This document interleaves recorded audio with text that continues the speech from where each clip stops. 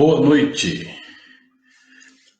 Agora com vocês aqui, Pastor Sinésio, e já começando aqui os preparativos para falar a nossa segunda live, O Chamado. Enquanto aguardamos dar o horário, que é às 22h30, 22 horas e 30 minutos, eu gostaria que você compartilhasse esse vídeo. Você que vai começar a chegar, compartilha, convida os seus amigos, porque agora está valendo, tá? 22 horas e 24 minutos. Daqui 6 minutos, então, o chamado, né? Segunda live, Deus não usa pessoas ociosas, beleza? Vi aí que já temos duas pessoas chegando aqui com a gente, né? Elizabeth Maria e também o Clécio Andrade. E peço a vocês que convidem seus amigos, compartilhe. Você que quer saber mais sobre chamado, você que quer entender um pouquinho mais sobre isso, você que gostaria de compartilhar esse assunto com alguém, então você tem aí alguns minutos que você vai poder compartilhar, convidar pessoas, fazer seus comentários e assim por diante. A Adriana Santana também aqui com a gente. Deus te abençoe, Adriana. Boa noite, Elizabeth. Margarete Fogaça, Deus abençoe você também, Margarete. Selma do André. Há quanto tempo, Selma? Deus abençoe você também, em nome de Jesus. Queridos, enquanto aguardamos o horário, eu queria comentar algumas coisinhas com vocês, bem rapidamente aqui. Nós temos ainda aí 5 minutos para começar o nosso estudo. O que eu queria comentar com vocês? 3 coisas. Primeiro, eu queria mostrar para vocês este livro. Eu não sei se você consegue ver bem a capa aí. Primícias, né? A oferta sacerdotal.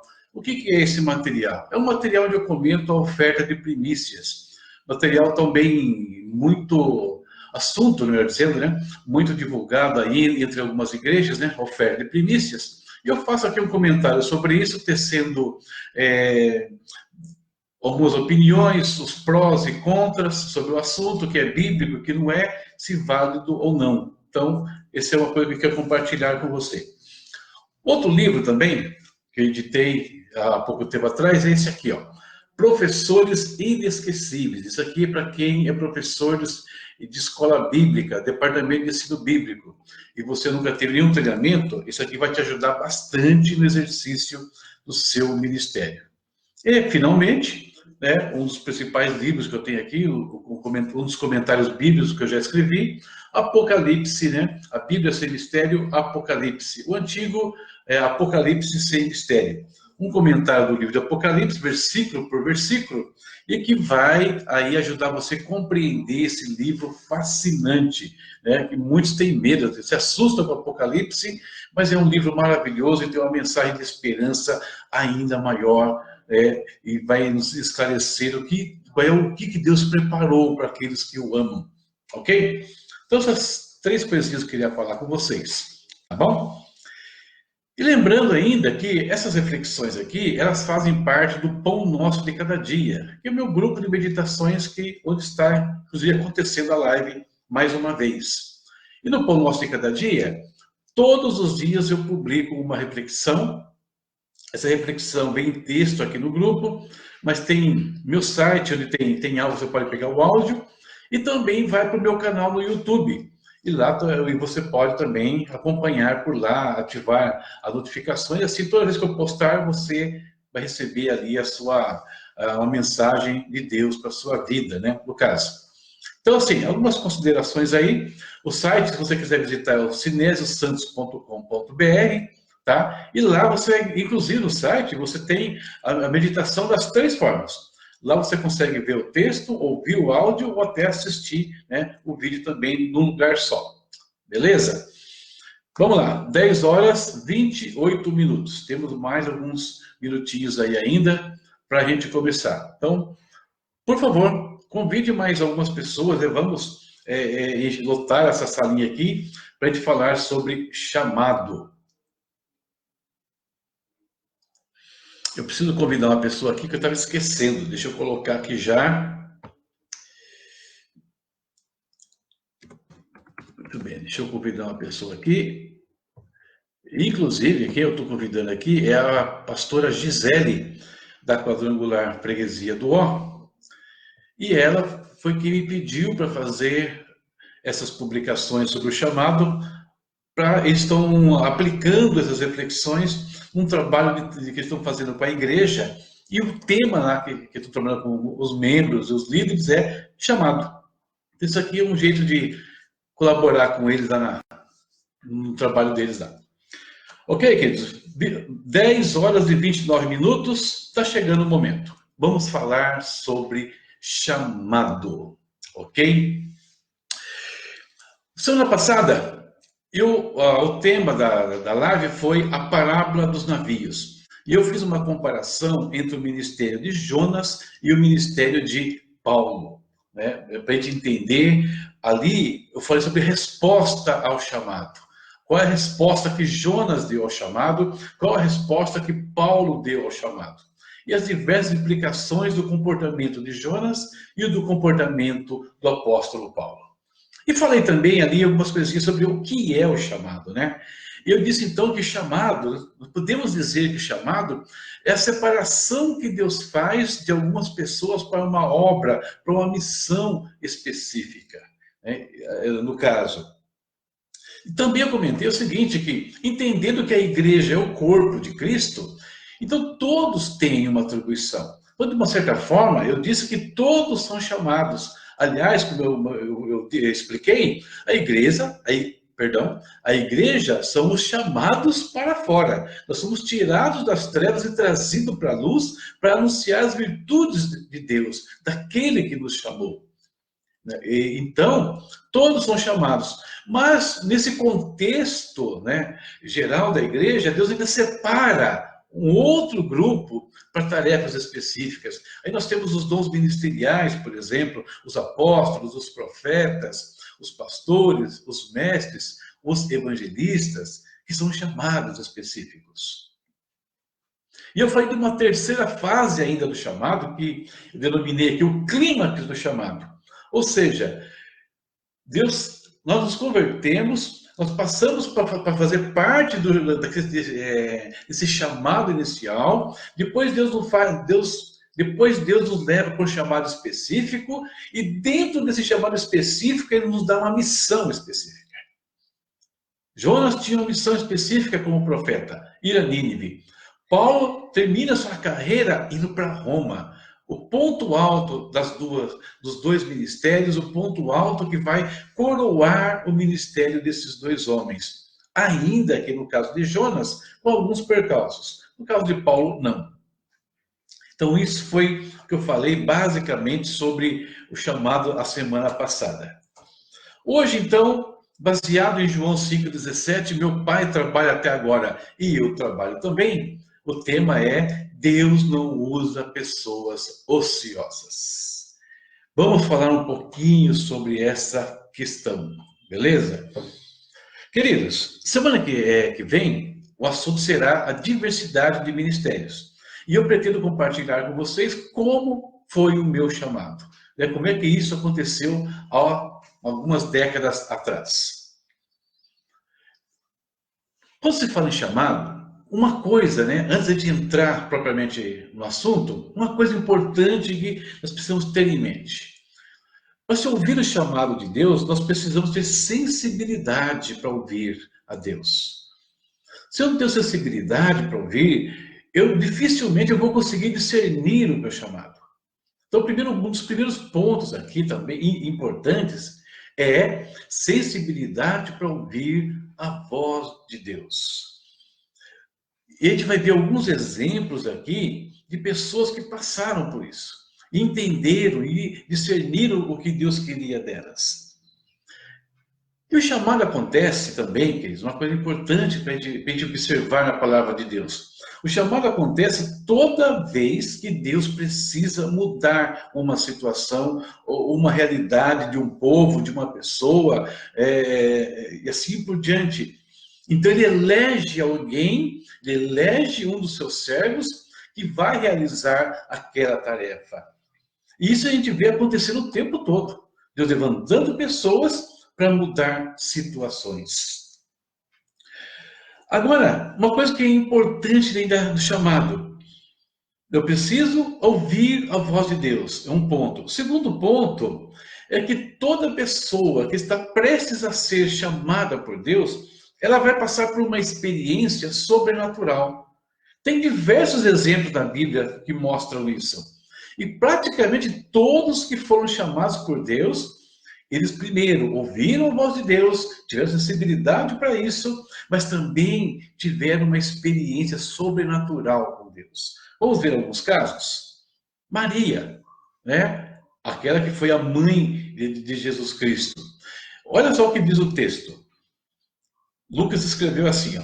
Ora, no 6º mês foi o anjo Gabriel enviado por Deus a uma cidade de Galiléia chamada Nazaré, a uma virgem desposada com um varão cujo nome era José, da casa de Davi. E o nome da virgem era Maria. E entrando o anjo onde ela estava, disse: Salve, agraciada, o Senhor é contigo. Aí pulando alguns versículos, termina assim: Eis que conceberás e darás à luz a um filho, o qual porás o nome de Jesus. Então Maria, ela ouve a voz do Senhor, ela tem uma experiência sobrenatural e ela vai ser um agente importante naquele instante. Deus queria mudar a situação do mundo. Deus queria trazer a salvação ao mundo e precisava de alguém que viabilizasse isso. Maria foi essa mulher. Ela tem essa experiência, ela vai conceber pelo Espírito e vai dar, então, andamento aos propósitos de Deus.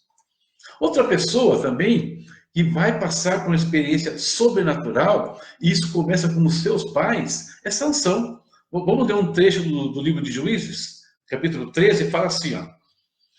Havia um homem de Zorá, da tribo de Dan, cujo nome era Manoá, e sua mulher, sendo estéril, não lhe dera filhos. Mas o anjo do Senhor apareceu à mulher e lhe disse: Eis que és estéril, e nunca deste à luz, porém conceberás e terás um filho. Agora, pois, toma cuidado, não bebas vinho nem bebida forte, não comas mais coisa alguma impura, porque tu conceberás, terás um filho, sobre cuja cabeça não passará navalha, porquanto o menino será nazireu de Deus, desde o ventre de sua mãe. E ele começará a livrar Israel das mãos dos filisteus. Deus queria mudar outra situação, livrar Israel das mãos dos filisteus.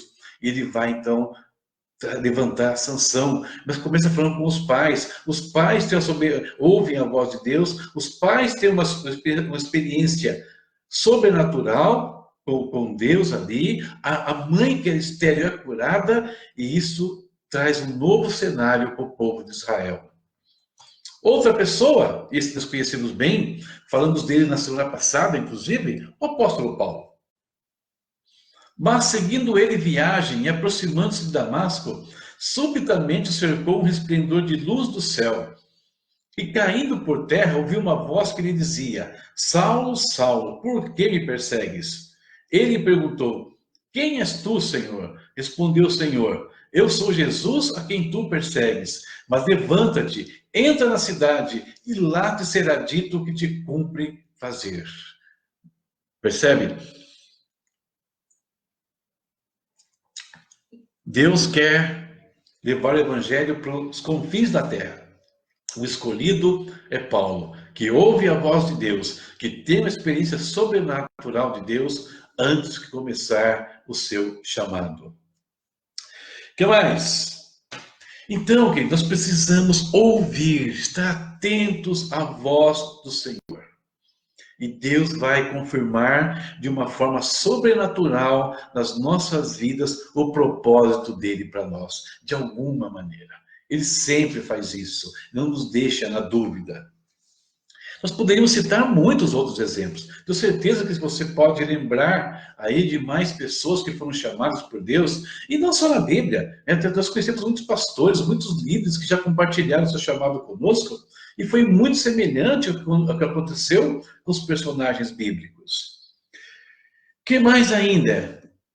Outro ponto importante do chamado é o seguinte: Quando Deus escolhe uma pessoa, deixa eu tentar explicar aqui o que eu estou pensando, né, sobre isso. Quando Deus escolhe alguém, Deus já enxerga nessas pessoas as qualidades necessárias para que ele execute o chamado. Mas as qualidades que Deus está olhando nem sempre são as qualidades para que a pessoa, vamos dizer assim, que dizem que a pessoa pode fazer o que Deus quer. Não é isso. As primeiras qualidades que Deus busca em quem Ele está separando são aquelas que são as seguintes: são pessoas que permitirão que Deus trabalhe na vida delas e as transforme no instrumento que Ele precisa. Não sei se eu fui claro aqui. Quando Deus escolhe pessoas, as qualidades que Ele busca não são exatamente as que Ele precisa para fazer a obra, mas as qualidades que vão permitir, perdão, mas pessoas que vão permitir que Ele, Deus, as transforme no que Ele precisa. Entenderam o que eu quero dizer? Então, eu não preciso estar pronto para fazer aquilo que Deus quer. Não, necessariamente não. Eu preciso ser alguém que Deus pode moldar, que o Espírito de Deus pode transformar, aquilatar, e aí vai me colocar nos moldes do trilho daquilo que Deus quer fazer. E é muito comum as pessoas que são chamadas não reconhecerem, não perceberem que elas podem fazer aquilo que Deus quer. Jeremias falou sobre isso. Senhor, eu ainda sou uma criança, né? Quem sou eu? O Amós, o profeta, o que Amós fala? Eu não era profeta, né? Nem filho de profeta. Eu era boiadeiro e cultivador de sicômoro. Ou seja, eu não tinha nada a ver com essa história, mas Deus me disse, Deus me chamou. E quando Deus nos chama, é porque nós temos qualidades que vão permitir que Ele trabalhe em nossas vidas. Eu acho que consegui explicar isso. Se não, você pode perguntar aí, fica à vontade. O que mais ainda? Antes da gente entrar no assunto, né, da questão da ociosidade. Ver se tem mais algum ponto aqui. Não, beleza. Acho que eu queria introduzir aqui básico é isso. Agora a gente vai pegar o ponto da meditação de hoje. Deus não escolhe pessoas ociosas.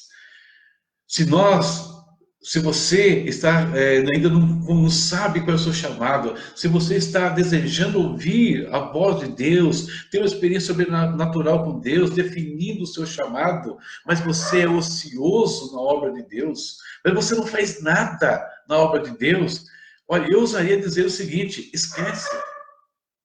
Não vai acontecer. Por quê? Eu sou tão incisivo nessa questão. Porque nós vamos ver agora alguns exemplos muito claros que todas as pessoas que Deus chamou eram pessoas ativas, trabalhadoras, pessoas que estavam fazendo alguma coisa na sua vida. E foram tiradas desse cotidiano para uma realidade maior. Tem um visitante aí, o cachorrinho, vocês ignorem ele, por favor. Vamos pegar o exemplo de Gideão, para começar aqui a nossa prosa. Onde estava Gideão quando o anjo vai falar com ele? Diz o texto: Gideão estava malhando o trigo no lagar para escondê-lo dos midianitas. Ele não estava inerte, ele estava trabalhando, estava tentando fazer alguma coisa com a vida dele, tentando ser útil de alguma forma. E é quando o anjo vem, então, conversar com ele sobre uma missão maior, sobre algo maior que Deus tinha para ele. Então, nós vamos ver aqui, no caso, algumas coisas, alguns exemplos, perdão, de como eram as pessoas que Deus escolheu, tá? Deixa eu pegar uma aguinha aqui. Vamos lá. Eu vou começar com um exemplo meio que talvez você ache estranho. Esse primeiro exemplo parece estranho, mas não é. Adão e Eva. Adão e Eva? Sim, Adão e Eva. Vamos falar um pouquinho sobre ele. Às vezes nós temos um conceito errado do que é paraíso, do que é o reino celestial, do que vai ser a eternidade, né? Muitos veem a eternidade como uma coisa meio sei qual é a palavra usar aqui, mas uma coisa assim, parada, suave, sem ação, só louvor, adoração e coisas assim. Ora, como é que era o paraíso de Adão e Eva? Vamos ver. Da terra formou, pois, o Senhor Deus todos os animais do campo e todas as aves do céu, e os trouxe ao homem para ver como lhes chamaria. E tudo que o homem chamou a todo ser vivente, isso foi o seu nome. Assim o homem deu nomes a todos os animais domésticos, às aves dos céus e a todos os animais do campo. Mas para o homem não se achava ajudadora idônea. Então perceba que Adão, no Éden, no paraíso, ele começa trabalhando, ele começa atuando. Atuando como? Já organizando um reino animal, ali por assim dizer. E quando ele vai fazer essa organização do reino animal, percebe-se que para ele não tinha um par. E como é que se refere a ele? O homem não se achava ajudadora idônea. Ou seja, já fica implícito aqui ação, atividade, de alguma forma. E depois passa algum tempo, e de que Deus fala o seguinte, ó, tomou, pois, o Senhor Deus o homem e o pôs no jardim do Éden para o lavrar e guardar.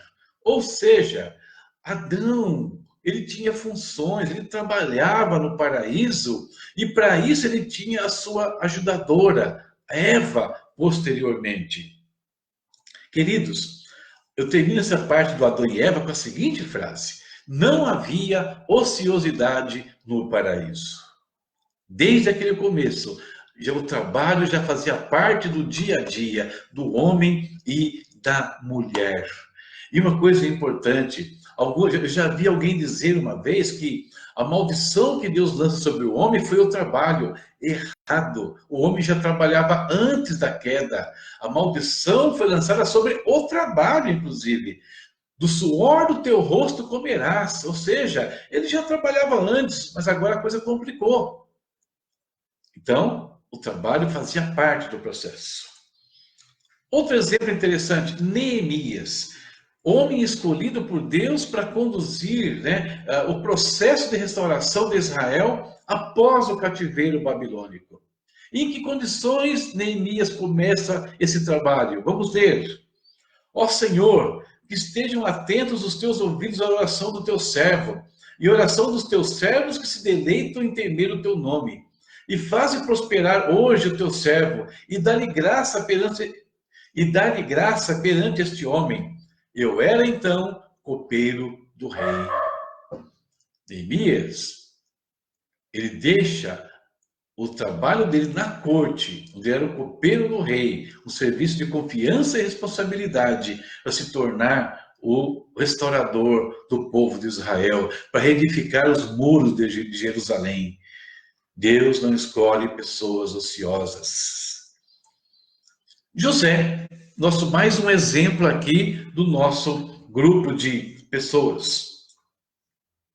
José, a história dele é uma história longa, narrada a partir do capítulo 37 do livro de Gênesis. E basicamente a história de José vai dominar 37 em diante de Gênesis, e ele está no foco central ali. E José, queridos, nós temos alguns detalhes interessantes sobre José. Primeiro, em quase todas as vezes que você lê sobre José, ele está trabalhando, ele está na ativa. Pode observar isso na história dele. Segundo ponto, José demonstra profissionalismo. Por quê? O nível de trabalho dele não decai conforme a circunstância. Ele está na casa do pai, trabalha. Está prisioneiro, trabalha. Ele está na carceragem, trabalha. É governador, trabalha. Então, profissionalismo, sempre trabalhando. E outra coisa, a bênção de Deus estava sobre a vida daquele homem o tempo todo. Então, a gente vê José, como eu disse, trabalhando na família. Olha só, 37:2, Gênesis. Estas são as gerações de Jacó. José, aos 17 anos de idade, estava com os seus irmãos apacentando os rebanhos. Sendo ainda jovem, andava com os filhos de Bila e com os filhos de Zilpa, mulheres de seu pai. E José trazia a seu pai más notícias a respeito deles. Então, o menino era responsável, trabalhador. Mas os irmãos mais velhos, nem tanto. José trabalhou, né, na condição de escravo, porque aí nós conhecemos a história. Os irmãos o venderam para os midianitas, que levaram ele para o Egito, e lá ele se tornou escravo de Potifar. E aí o texto fala: mas o Senhor era com José, e ele tornou-se próspero, estava na casa do seu senhor, o egípcio, e viu seu senhor que Deus era com ele, e fazia prosperar em sua mão tudo quanto ele empreendia. Trabalhou na casa do pai, se tornou escravo, trabalhou como escravo. Então, olha só agora quando ele se torna prisioneiro, porque ele foi preso, né, por causa daquela treta com a mulher armada pela mulher do Potifar. José vai para a cadeia e o Senhor, porém, era com José, estendendo sobre ele a sua benignidade e dando-lhe graças aos olhos do carcereiro, o qual entregou na mão de José todos os presos que estavam no cárcere.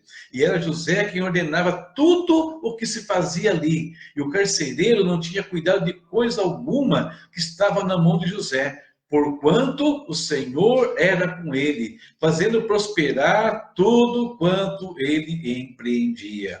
Empreendia na casa do pai, empreendia como escravo, empreendia como prisioneiro. E quando ele chega à condição de governador do Egito, né? Agora sim, beleza. Vai ficar nas praias lá do Nilo, né? Lá do Mediterrâneo? Não. Fala assim: ora, José era da idade de 30 anos quando se apresentou a Faraó, rei do Egito. E saiu de José da presença de Faraó e passou por toda a terra do Egito. Durante os 7 anos de fartura, a terra produziu abundantemente. E José ajuntou todo o mantimento dos 7 anos que houve na terra do Egito e o guardou nas cidades. O mantimento do campo que estava ao redor de cada cidade, guardou-o dentro da mesma. Assim José juntou muitíssimo trigo, como a areia do mar, até que cessou de contar, porquanto não se podia mais contá-lo. Trabalhou até o limite. E o trabalho dele salvou uma nação da fome, salvou outras nações da fome e salvou a família dele da fome. Deus não usa pessoas ociosas. Esther, vamos falar um pouquinho de Esther, rainha Esther. Pode parecer que ela não... O que ela fazia? O que Esther produziu? Olha, querida, é simples. Esther, primeiro, ela tinha um espírito submisso. Ela fez tudo o que o tio dela mandou ela fazer. Ela obedeceu a voz de Mardoqueu. E a obediência dela leva ela até a posição de rainha da Pérsia, o maior império da época. E como rainha, certamente ela tinha muitas atividades, mas a principal atividade dela depois foi livrar o seu povo da morte.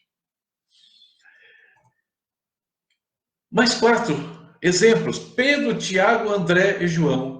Exemplos que nós conhecemos bem. O que esses homens estavam fazendo quando Jesus os encontrou? Entrando ele, Jesus, num dos barcos, que era o de Simão, pediu-lhe para que afastasse um pouco da terra, e sentando-se, ensinava do barco as multidões. Quando acabou de falar, disse a Simão: faze-te ao largo, lançai as vossas redes para a pesca. Ao que disse Simão: mestre, trabalhamos a noite toda e nada apanhamos, mas sobre a tua palavra lançarei as redes. Eles estavam pescando, era o ofício deles. E Jesus tira eles desse contexto da pesca comum para torná-los pescadores de homens. Penúltimo exemplo aqui, o apóstolo Paulo, né? Trabalhava, queridos.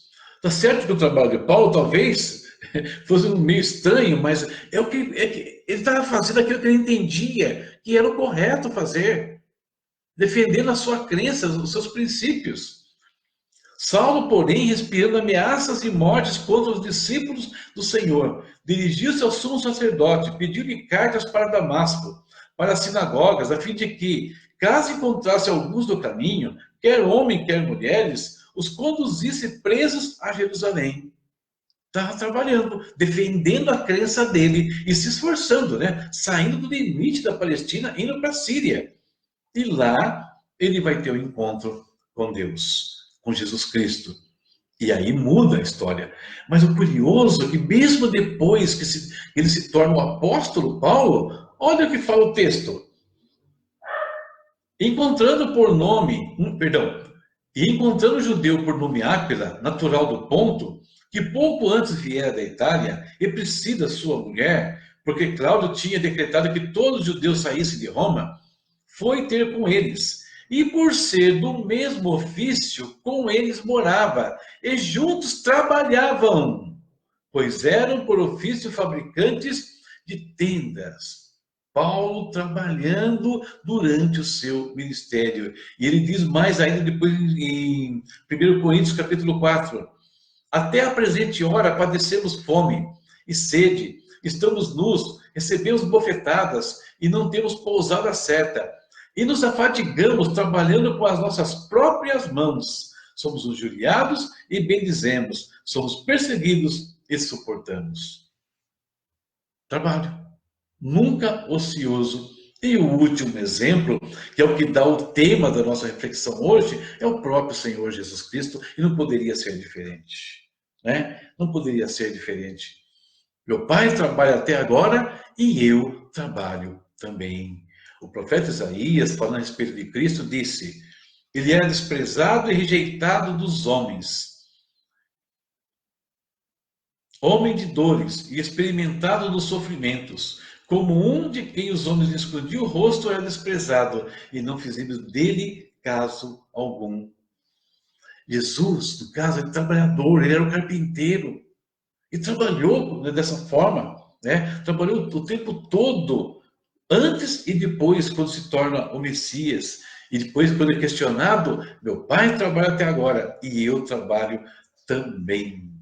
Então, queridos, o reino de Deus não tem lugar para gente ociosa. O reino de Deus tem lugar para pessoas que, ainda que se achem limitadas, ainda que se achem inadequadas em alguns instantes, como muitos se acharam no passado, e às vezes se acham ainda hoje, mas estão ali, trabalhando, labutando, e Deus vê nessas pessoas a condição de pegar, tomá-las em suas mãos, transformá-las, burilar sua vida e entregar para o mundo um obreiro, né, um servo de valor para poder fazer a vontade dele e mudar as situações que ele vê que precisam ser mudadas em países, em cidades, em famílias e onde quer que seja necessário uma ação, né, sobrenatural do Pai. Então Deus não escolhe pessoas ociosas, né? Todo mundo estava trabalhando. Isso não vale só lá atrás, isso vale para os dias de hoje. Você não vai encontrar nenhum homem de Deus, mulher de Deus, de sucesso no seu ministério, que não dedique a sua vida totalmente ao Pai e trabalhe incansavelmente por aquilo que Deus colocou nas mãos deles. Todos são assim, dentro e fora da igreja até. Então, queridos, pensa bem sobre isso. E um ponto importante para fechar a nossa reflexão hoje.